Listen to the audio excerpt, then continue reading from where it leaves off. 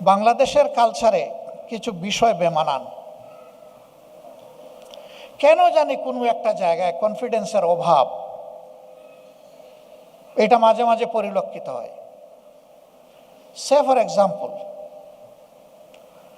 আমাদের defence ministry রাষ্ট্রের chief এক্সিকিউটিভের হাতে থাকবে।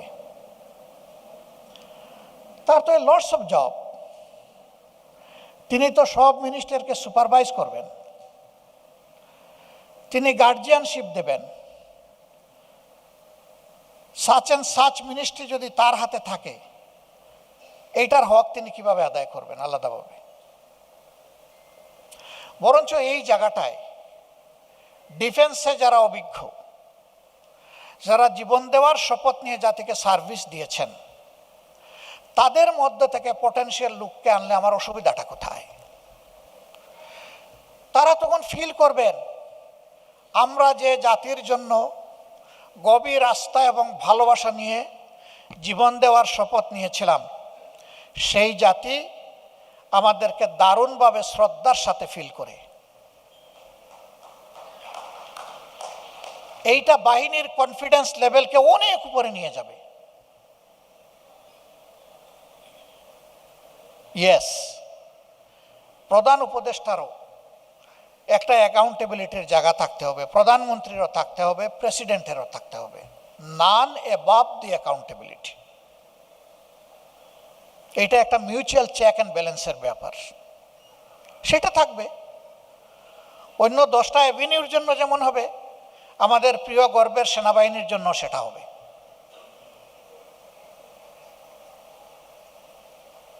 দেশের ভিতর মেনটেন করব সকল মিনিস্ট্রি নিয়ে, কিন্তু দেশের সীমানা অক্ষুণ্ণ রাখবে এই বাহিনী। সীমানা ঠিক থাকলে ভিতরের ফাংশন ঠিক থাকবে, সীমানা ঠিক না থাকলে ভিতরের ফাংশন এলোমেলো হয়ে যাবে। এই রিকগনিশন অবশ্যই দিতে হবে। কেউ যদি মনে করেন আমি খোলামেলা কথা বলা মানুষ, যে সেনাবাহিনীর হাতে ওইগুলা সব তুলে দিলে যে কোনো সময় গদি উল্টে যেতে পারে, তুলে না দিয়েও তো গদি উল্টে যায়। গদি কি উল্টে নাই? গদি উল্টার মতো পরিবেশ সৃষ্টি হলে গদি কিন্তু উল্টে যায়। তো গদির ভয় না করুন, দেশটাকে ভালোবাসুন। আপনাকে গদিতে বসিয়েছে জনগণ, তাদের লাইফ, ওয়েলথ অ্যান্ড ডিগনিটি পাহারাদারি করার জন্য। সেই জায়গার জন্য রাষ্ট্রের এই 2টা গুরুত্বপূর্ণ দিক, শাসন যন্ত্রে যারা থাকবেন আর দেশ রক্ষায় যারা থাকবেন, তাদের মাঝে বোঝাপড়া হতে হবে একদম পয়েন্ট টু পয়েন্ট। এখানে সামান্য কোনো গ্যাপ হলে দেশ ক্ষতিগ্রস্ত হবে।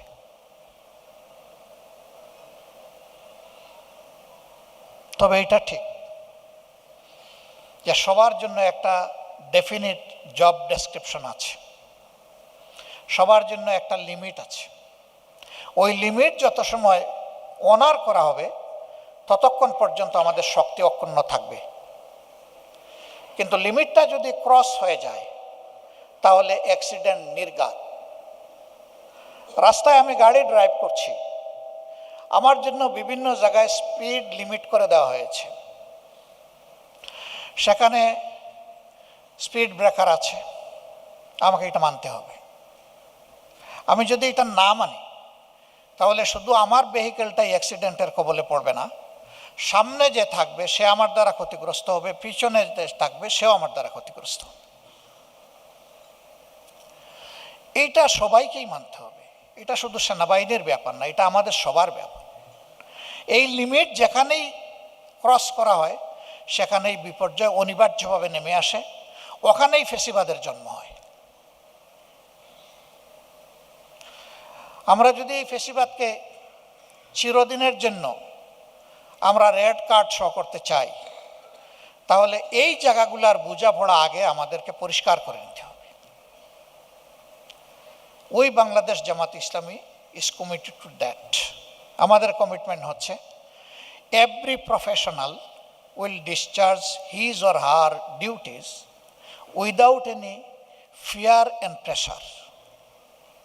তার ভয় থাকবে এই কাজটা আমার জ্ঞান এবং বিবেক সম্মত হচ্ছে কিনা, আমার জন্য যে রুলস বেঁধে দেওয়া হয়েছে এই রুলসের ভিতরে আছে কিনা, এনাফ। এটা হলে তিনি আর পিছনের দিকে তাকাবেন না, ডানেও তাকাবেন না, বামেও তাকাবেন না। বাট আমরা এখন বসবাস করছি এইরকম একটা ভয় ভীতি আশঙ্কার সমাজের মধ্যে। আমরা সেনাবাহিনীকে, প্রিয় সেনাবাহিনীকে দেখতে চাই। 18 কোটি মানুষের দেশের এই সেনাবাহিনী, পৃথিবীর 7ম জনগোষ্ঠীর এই সেনাবাহিনী, বিশ্বের দরবারে তারা বাংলাদেশকে উঁচু করে তুলে ধরবেন।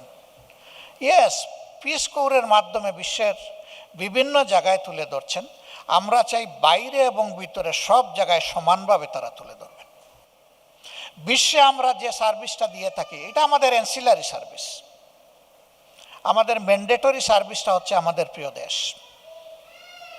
এটি যদি করতে হয় তাহলে সেনাবাহিনীর প্রতি সরকারের যেমন বিশেষ দায়িত্ব রয়েছে, সেনাবাহিনীরও শুধুমাত্র প্রফেশনালিজমের দিকেই তাদেরকে নজর দিতে হবে, আর কোনো দিকে নয়।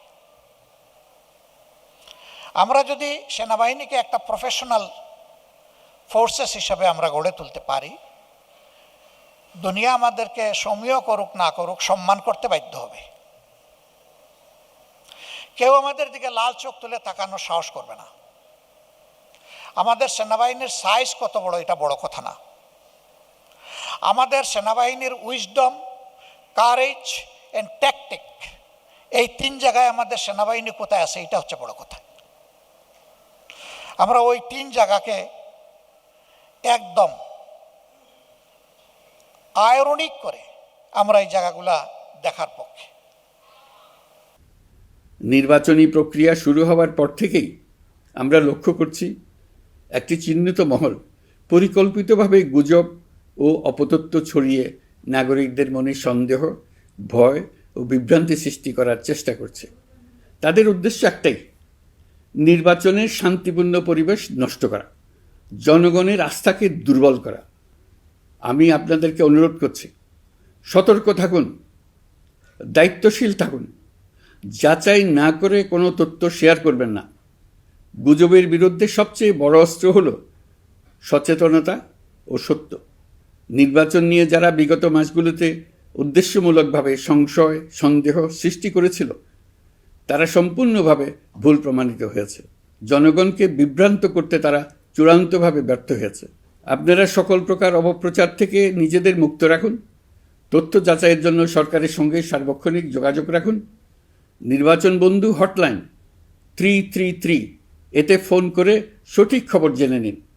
এখন নতুন করে অপপ্রচার চালানো হচ্ছে যে বর্তমান অন্তর্বর্তী সরকার নাকি নির্বাচিত জনপ্রতিনিধিদের কাছে দায়িত্ব হস্তান্তর করবে না। এটা সম্পূর্ণ ভিত্তিহীন ও পরিকল্পিত অপপ্রচার, যার একমাত্র উদ্দেশ্য হল আমাদের গণতান্ত্রিক উত্তরণে বিঘ্ন সৃষ্টি করা।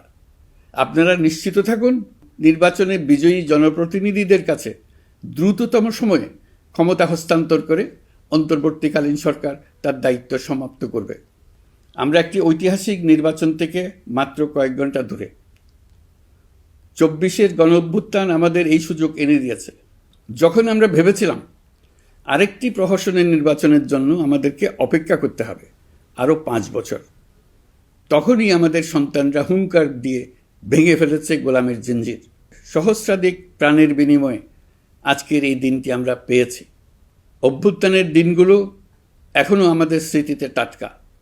দেয়ালের লিখনগুলো এখনও সারা দেশের দেয়ালে দেয়ালে জ্বলজ্বল করছে। দেয়ালে দেয়ালে স্কুল, কলেজ, মাদ্রাসা, বিশ্ববিদ্যালয়ের শিক্ষার্থীরা গ্রাফিতির মাধ্যমে লিখেছিল তাদের মনের কথাগুলো। সেখানে তারা বলেছে পরিবর্তনের কথা, সংস্কারের কথা। জুলাই সনদ কোনো দলের একক ইশতেহার নয়। দীর্ঘ 9 মাস 30টিরও বেশি রাজনৈতিক দলের সাথে আলোচনা করে জাতীয় ঐক্যমত্য কমিশন জুলাই জাতীয় সনদ প্রস্তুত করেছে। এই আলোচনায় অনেক প্রস্তাবের পক্ষে বিপক্ষে দীর্ঘ মতবিনিময় শেষে রাজনৈতিক দলগুলো এতে স্বাক্ষর করেছে। এই সনদ জাতির ভবিষ্যৎ পথ চলার এক ঐতিহাসিক দলিল, গণ অভ্যুত্থানের চেতনা, জনগণের দীর্ঘদিনের আকাঙ্ক্ষা এবং ভবিষ্যৎ রাষ্ট্র ব্যবস্থার একটি সুস্পষ্ট দিক নির্দেশনা। এই সনদের মাধ্যমে আমরা সংস্কারসমূহ বাস্তবায়নের অঙ্গীকার করেছি। তবে রাজনৈতিক স্থিতিশীলতা, বিশ্বাসযোগ্য ও অংশগ্রহণমূলক নির্বাচন, শাসন ব্যবস্থায় জবাবদিহিতা, অর্থনৈতিক পুনর্গঠন এবং সমাজে সম অধিকার নিশ্চিতকরণ, এসবের সফল বাস্তবায়ন এককভাবে রাষ্ট্রযন্ত্রের মাধ্যমে সম্ভব নয়। এর জন্য সবচেয়ে বেশি প্রয়োজন জনগণের সক্রিয় অংশগ্রহণ ও মতামত। কারণ একটি জাতীয় রূপান্তর কখনোই একক সিদ্ধান্তে বা একক শাসনের মাধ্যমে টেকসই হয় না। জনগণই রাষ্ট্রের প্রকৃত শক্তি। পরিবর্তনের চূড়ান্ত বৈধতা আসে জনগণের সম্মতি থেকেই। তাই দেশের ভবিষ্যৎ দিক নির্দেশনা নির্ধারণে জনগণকে সরাসরি সিদ্ধান্ত গ্রহণের সুযোগ দেওয়াই হল গণতান্ত্রিক পথের মূল ভিত্তি। এই লক্ষ্যেই আমরা গণভোটের আয়োজন করেছি, যাতে দেশের ভবিষ্যৎ সংস্কার দিশা নির্ধারণে জনগণ সরাসরি নিজেদের মত প্রকাশ করতে পারেন। এই গণভোট বাংলাদেশের ইতিহাসে একটি নতুন মাইলফলক হয়ে থাকবে। এখানে আপনার প্রতিটি ভোট আগামী দিনের রাষ্ট্র ব্যবস্থার ভিত্তি রচনা করবে। এর প্রভাব থাকবে বহু প্রজন্ম জুড়ে। এই ভোটের মাধ্যমেই আপনারা জানিয়ে দেবেন আপনারা জুলাই সনদের প্রস্তাবিত সংস্কার কাঠামোকে এগিয়ে নিতে চান কিনা। আপনাদের সিদ্ধান্তে নির্ধারণ করবে রাষ্ট্র কোন পথে অগ্রসর হবে, শাসন ব্যবস্থা কোন কাঠামোয় গড়ে উঠবে এবং একটি নতুন বাংলাদেশ কিভাবে তার গণতান্ত্রিক ও মানবিক রূপ লাভ করবে। এই গণভোটে আপনার একটি ভোট শুধু একটি কাগজে দেওয়া সিল নয়, এটি আপনার সন্তানের ভবিষ্যৎ, আপনার পরিবারের নিরাপত্তা এবং দেশের আগামী দিনের দিক নির্দেশনা নির্ধারণ করবে। আজ আপনি যে সিদ্ধান্ত নেবেন তার প্রভাব পড়বে শিক্ষা, কর্মসংস্থান, ন্যায় বিচার, গণতন্ত্র এবং রাষ্ট্র পরিচালনার প্রতিটি স্তরে। এটি এমন একটি মুহূর্ত যেখানে নাগরিক হিসেবে আপনার দায়িত্ব ও অধিকার এক বিন্দুতে এসে মিলিত হয়েছে। আমি তাই আপনাদের সবাইকে এই গণভোটে সক্রিয়ভাবে অংশগ্রহণ করার জন্য আহ্বান জানাচ্ছি। অবশ্যই ভোট দেন, নিজের ভবিষ্যৎ নিজে নিশ্চিত করুন। আসুন আমরা সবাই মিলে দায়িত্বশীলতা, সচেতনতা ও শান্তিপূর্ণ অংশগ্রহণের মাধ্যমে এই ঐতিহাসিক মুহূর্তকে সফল করে তুলি। ভয় নয়, আশা নিয়ে, উদাসীনতা নয়, দায়িত্ববোধ নিয়ে, বিভক্তি নয়, ঐক্যের শক্তি নিয়ে আমরা ভোট কেন্দ্রে যাব। একটি অবাধ, সুষ্ঠু ও বিশ্বাসযোগ্য গণভোটের মাধ্যমে আমরা প্রমাণ করব বাংলাদেশের জনগণ নিজেদের ভবিষ্যৎ নিজেরাই নির্ধারণ করতে জানে। আপনার ভোটেই রচিত হবে গৌরবময় আগামী বাংলাদেশের ইতিহাস। নির্বাচন হয়ে গেলে নির্বাচিত সরকার দ্রুত দায়িত্ব গ্রহণ করবে। তার সঙ্গে শেষ হবে অন্তর্বর্তী সরকারের দায়িত্ব। আমরা অত্যন্ত আনন্দের সঙ্গে এবং গৌরবের সঙ্গে নবনির্বাচিত সরকারের কাছে দায়িত্ব অর্পণ করে তাদের সর্বাঙ্গীন সাফল্য কামনা করে বিদায় নিয়ে নিজ নিজ কাজে ফিরে যাব। আমরা এই শুভ মুহূর্তের জন্য অধীর আগ্রহে অপেক্ষা করছি। প্রিয় দেশবাসী, আপনারা দলে দলে সপরিবারে উৎসবমুখর পরিবেশে ভোট কেন্দ্রে উপস্থিত হয়ে দ্বিধাহীন চিত্তে আপনার ভোটাধিকার প্রয়োগ করুন। আপনার মূল্যবান ভোট দিয়ে নতুন বাংলাদেশ গড়ার দরজা খুলে দিন। দেশের চাবি আপনার হাতে, সেই চাবিটি সঠিকভাবে ব্যবহার করুন। আল্লাহ আমাদের সঠিক পথে পরিচালিত করুন। এবারের ভোটের দিন হোক নতুন বাংলাদেশের জন্মদিন। আল্লাহ আমাদের তৌফিক দেন। আসুন উৎসবমুখর নির্বাচন বাস্তবে রূপায়িত করে এই দিনটিকে ইতিহাসের স্মরণীয় দিন হিসেবে প্রতিষ্ঠিত করে রাখি। সবাইকে আন্তরিক ধন্যবাদ। আল্লাহ হাফেজ।